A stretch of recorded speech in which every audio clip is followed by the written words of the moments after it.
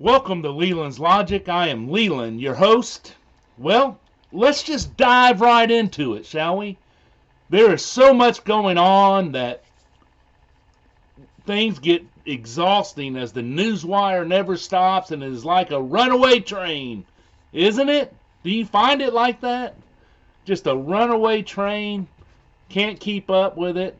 But while all of this is happening, while all of this is distracting, confusing, and causing you to feel overwhelmed, there was a meeting of the World Government Summit.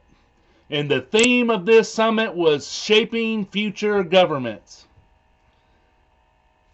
Now, let me ask a question. Do I have your attention with this? I mean, does this sound like something that would interest you? Yes. The World Government Summit, for those of you who do not know, the World Government Summit organization is a global, neutral, nonprofit organization dedicated to shaping the future of governments. And the summit, in its various activities, explores the agenda of the next generation of governments, focusing on harnessing innovation and technology to solve universal challenges facing humanity. One thing you should notice with what I just shared is the actual words that I said, as what I shared is right off of the World Government Organization's website, which I will provide in the comments of this video post.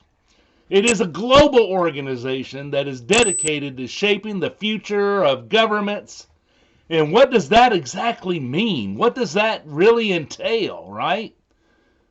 And they say that since its inception in the year 2013, the summit has championed the mission of shaping future governments and creating a better future for humanity. The past editions of the summit have successfully established a new model to collaborate as an international playing field to inspire and enable the next generation of governments. Wow, that's a lot.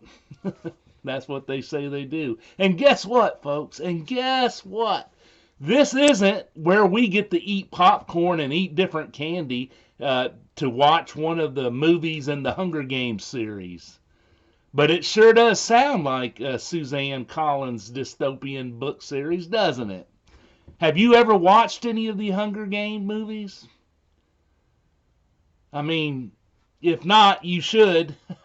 Or have you read Agenda 21 or George Orwell's 1984? Then you should read those books. Again, just to get a different or a little different perspective on things, you should gain some knowledge or some wisdom. But if you have seen any of the videos from these summits that I'm referring to, you would think that the pages of Collins's books have become reality, folks. I mean, you think that you're going to hear one of these people say, "And may the odds forever be in your favor." I kid you not. Now, what do I mean by that? What do I mean? Let me give you a description of this last meeting that I saw. There is an all-white stage with an all light blue and white backdrop, which makes the ambience like mood altering, if you will, kind of different. And to top it all off, all of the chairs on the stage are white, and that includes the speaking podium is white too.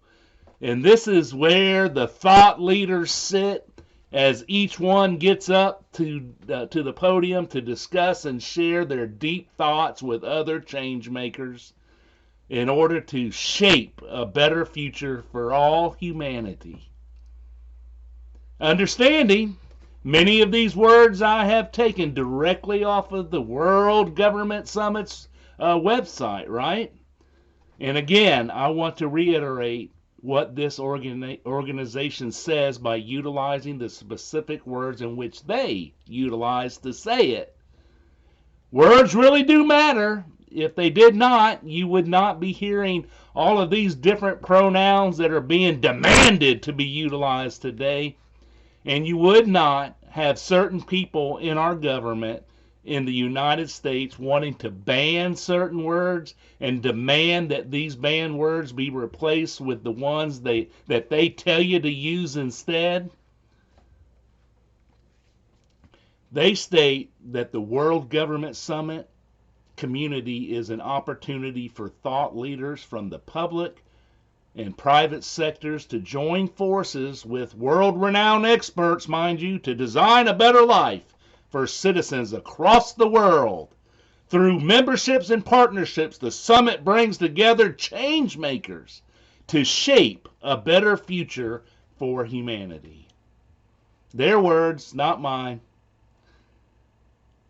Who specifically is making the decisions on what is better for humanity or what is harmful for humanity is my question. That is a great question, I think. And before you roll your eyes and dismiss this as a want-to-be capital out of the Hunger Games, I want to share that they have huge crowds at these events.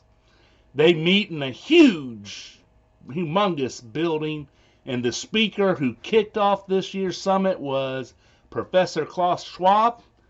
If you are not familiar with Professor Schwab, he is the founder and executive chairman of the World Economic Forum, also known as the WEF. And you may have heard me talk about the WEF on previous Leland's Logic shows, because I have.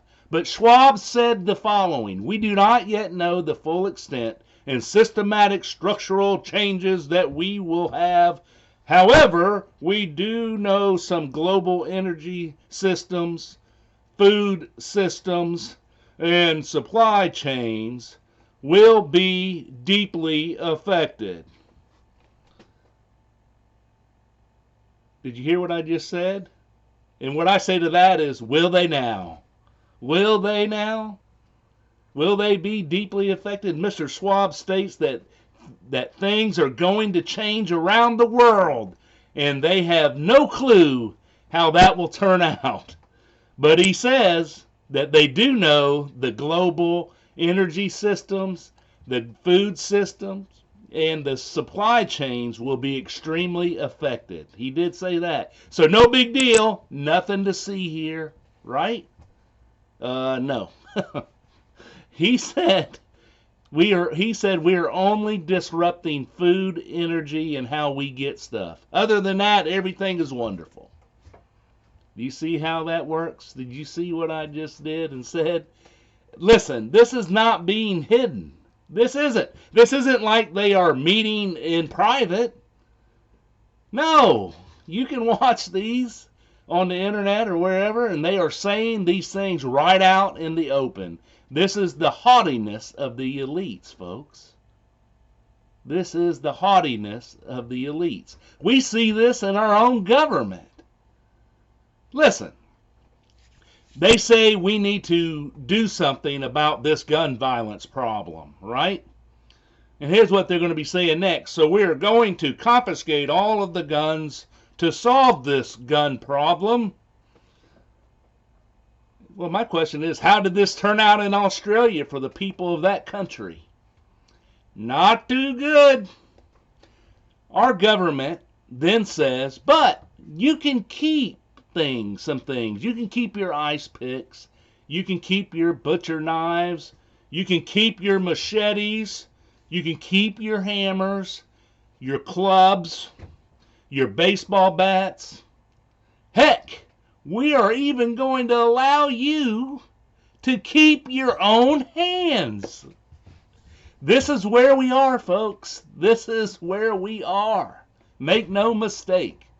Now, what do you think one of the first topics of discussion was at this summit? What do you think the first topic of discussion was? First person got up there and said, "Are we ready for a new world order?" Yep, that was the topic. They did not call it a great reset, which it is, make no mistake. The elites want a new world order. They want it like a new one world order, if you will. Remember, words matter, and that is why it is called the New World Order. Because they know everybody, meaning the citizens around the globe, and us especially, will just roll our eyes and be in disbelief when they talk about a New World Order. They believe that they need to tackle this New World Order. They have it on their prioritization list. As they say, we are at an inflection point. We are certainly living in a unique age of uncertainty and volatility in global affairs. Now, that'd be great if that's all that who was saying it, but here's a question I have for you. What are your thoughts on this? Leave your thoughts in the comments if you will. I mean, I'd love to hear what some of you have to say about this stuff. But there is more. This is almost exactly what Joe Biden has been saying. We need to take notice. They are all talking the same ploy and scheme, like they're reading right out of the same playbook, folks. In the last Leland's Logic show, I talked about digital money. Many people say it's just like these crypto coins. No, it is not. Or people say, well, this isn't going to happen here. And to that I say, okay. At this summit, they had a former economist advisor to a former president of the United States who was talking about the new digital money. And she said that we are on the brink of abandoning the traditional system of money and accounting. Then introduce a new one, a new account, which we call blockchain. Now, there's some interesting terminology for you folks. Is blockchain a new term for you? Have you ever heard blockchain? Do not worry. I will provide you with all of the specifics, right? Blockchain is a system in which a record of transactions, especially those made in a cryptocurrency, is maintained across computers that are linked in a peer-to-peer network. So it is a database ledger of all transactions. The goal of blockchain is to allow digital information to be recorded and distributed, but not edited. In this way, a blockchain is the foundation for immutable ledgers or records of transactions that cannot be altered, deleted, or destroyed. Here are what they say are the pros of blockchain, by the way. They talk about improved accuracy by removing human involvement in verification. Cost reductions by eliminating third-party verifications. Decentralization makes it harder to tamper with.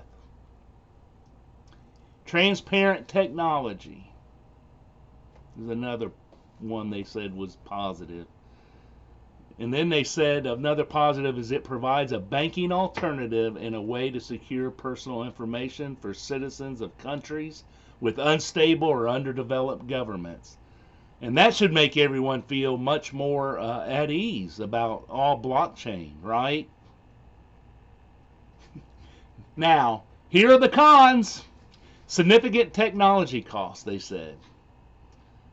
And then they go on as they're talking and they say low transactions per second, which I'm sure they'll get this all up to speed just in time for when they roll it out. History of use in illicit activities, such as on the dark web or other immoral and embarrassing things, you see. So this thing's going to keep track of all of what everybody's paying for and what they're doing.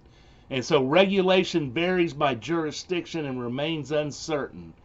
Well, I'm sure they'll get all of these kinks out before they control us. But if you are asking yourself, what does Leland think about all of this? Well, I'm glad that you asked that question. Thank you. I appreciate it. This new accounting system means that the one world government has an almost perfect record of every transaction that happens in the economy. That's a mouthful, but think about that. Which means that the NWO will know specifically what everybody is spending their money on.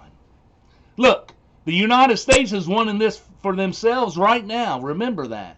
This will give whoever is in control, this will give whoever is in a political leadership position far greater clarity to what is going on.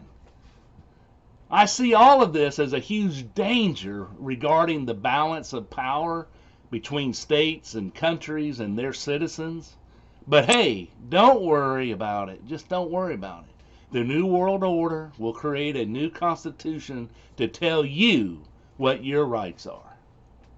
They are trying to make this new digital currency sovereign, whereas right now cryptocurrencies are private.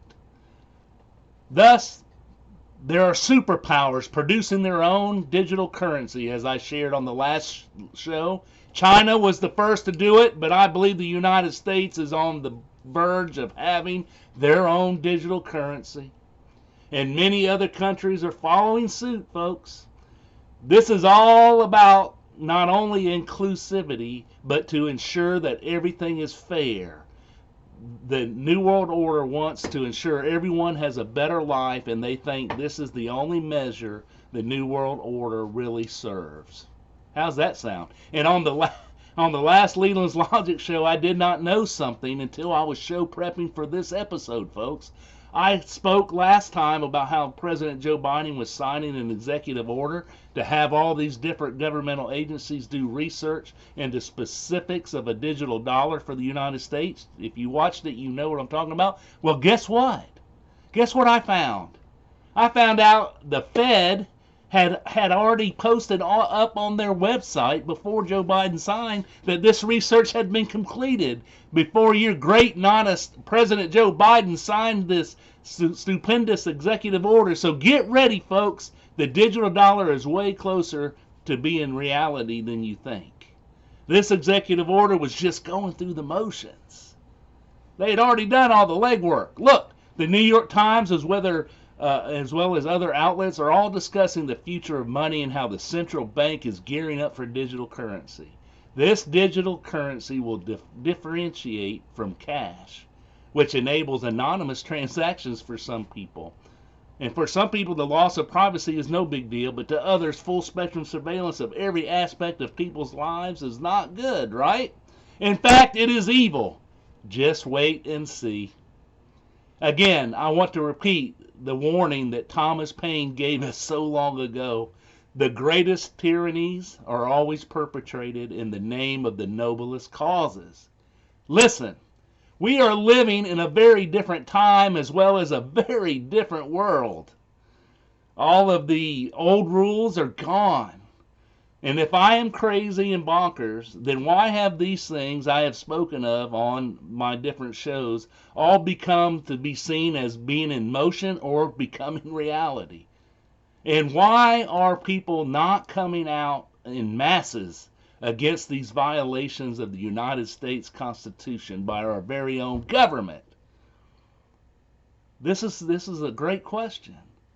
And remember, we all thought it was our money, but we now see that foundation is fleeting quickly, isn't it?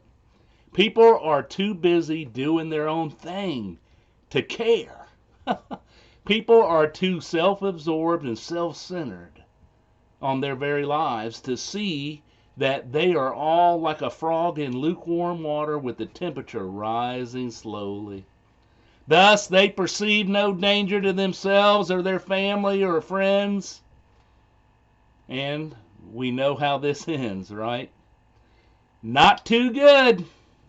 Meanwhile, this world is pushing the envelope beyond topsy-turvy, folks. I mean, we live in a world where down is up and up is down.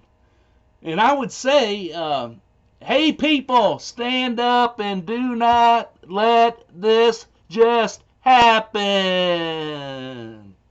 But this would just fall on deaf ears, and very comfortable ears at that. I would love to be able to just say, get engaged in the different processes at the city, county, state, and federal government levels. I would love to be able to just say it, and people would just go out and do it. Look, even though I say that, And I do say it, and I say it all the time. But I just end up watching a scene from the movie Titanic over and over, day in and day out. Groundhog Day like thing. You know, here's the Titanic, the movie with Kathy Bates as Molly Brown and Paul Brightwell as Quartermaster Robert Kitchens in this scene. Molly Brown is observing they are only a few in the rowboat, and that is meant for many people. And all she is hearing are cries and screams for help as people are freezing to death and trying to wade in that frozen water. And Molly wants to go back and save more people who are wading in the freezing Atlantic water. Then Quartermaster Hitchens says, "You don't understand. If we go back, they will swamp the boat. They will pull us right down, I'm telling you." Then Molly Brown replies, "Knock it off. You're scaring me. Come on, girls, grab an oar and let's go." At this, Quartermaster Hitchens, "Are you out of your mind? We're in the middle of the North Atlantic. Now, do you people want to live or do you want to die?" Molly Brown then says, "I don't understand a one of you. What's the matter with you? It's your men out there. There's plenty room for more." At this, Quartermaster Hitchens says boldly, "And there'll be one less on this boat if you don't shut that hole in your face." This is an accurate picture of where we are in the United States of America right now. People are afraid to step out of line for fear of being attacked, for fear of being canceled, fear of their careers or lives being canceled, or fear for the safety of their families. And as the old saying goes, the only thing necessary for the triumph of evil is for good men to do nothing. So I say, what difference does it make whether I say it or not? I say it and nobody does anything. I have conversed with others who have talk shows out here in the country and who attempt to wake people up, and they say they feel the same way. So what difference does it make? I might as well be a member in the band on the deck of the surely floundering and going down Titanic. Where we are heading is not living for anybody. I mean, being told what to say or not to say, what you can do or not do, being told where you can go or not go, what you can spend your money on or what you cannot spend your money on. And if you do, they're going to control that anyway. What you can eat or not eat, what you can drive or what you cannot drive, when you can drive and when you cannot drive. I ask you, is that living? I ask you, is that freedom? I want to continue on with a couple of questions, and I would like to ask first the following question. What did Patrick Henry say? What was his well-known phrase? What did he say? Do you remember what Patrick Henry said? Patrick Henry said, "Give me liberty or give me death," on March 23rd, 1775. And why would he say this? Well, that was 248 years ago when Patrick Henry said this in opposition to any British military intervention in that colony of Virginia. But what were the underlying factors that led to those words? Do you remember? It was relations between the colonists and the government back in Great Britain had steadily deteriorated over the decade since the Stamp Act was presented in 1765. And I'll just let you know, I wrote a paper on the Stamp Act while I was in school, by the way. And violence related to the Tea Act and the Boston Tea Party in 1773 led to the imposition of the Coercive or Intolerable Acts a year later. And then on September 5th, 1774, the first Congress in the United States met in Philadelphia to consider what? to consider its reaction to the British government's restraints on trade and representative government after the Boston Tea Party raid. During this congressional session in Philadelphia, which ended after about 7 weeks of debates, folks, this group of men agreed to boycott British goods within the colonies as a sign of protest. This was spelled out in the Continental Association. And this association also called for an end of exports to Great Britain in the following year. Patrick Henry again spoke to the Second Virginia Convention in March 1775, and we know the rest of the story, but I want to share something. It is not known what Henry exactly said at the meeting's end. Years later, it was a biographer named William Hurt, H-I-R-T. In 1817, he reconstructed that speech based upon the recollections of Thomas Jefferson and others. Wirt's account ends with the famous lines, "Is life so dear or peace so sweet as to be purchased at the price of chains and slavery? Forbid it, Almighty God. I know not what course others may take, but as for me, give me liberty or give me death." I believe that all history should be taught in schools all across this great country of ours in order to keep history from repeating itself. One first needs to know what that history is, right? Now, going back to digital money, the best solution to all of this is to give the people a choice. And keep in mind what I said in the previous show about when the government gets involved in things, we end up with limited choices. And this will be no exception, I promise you. But those who want digital currency, let them use it. And those who want to utilize regular cash, let them continue to utilize cash. Unfortunately, that solution will again fall on deaf, power-hungry ears, as this is without a doubt a huge grab for power and control of humanity globally now. This is exactly why I do this show. I do it for you, the listener, and because I wholeheartedly care for people in this great country in which we live. This is information, and information is power, and that we all need to know this information.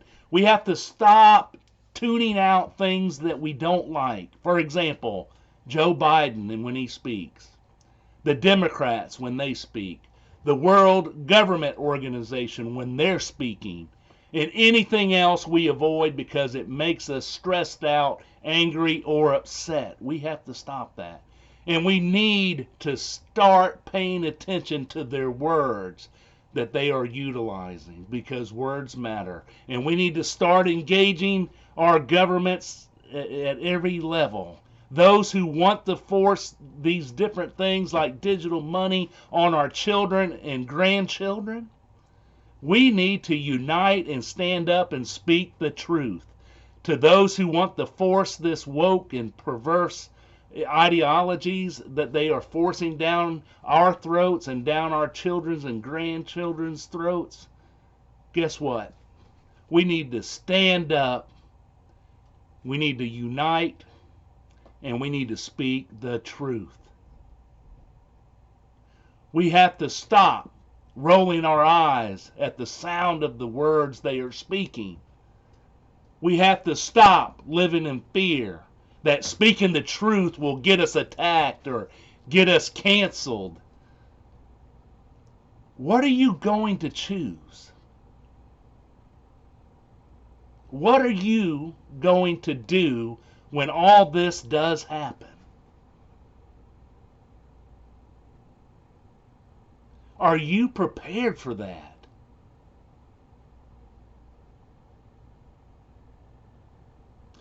The masses will just go with the herd while saying it isn't going to get any worse than this. To that, I say, you haven't seen anything yet. Well, there you have it, Leland's logic. And I will see you where the rubber hits the road.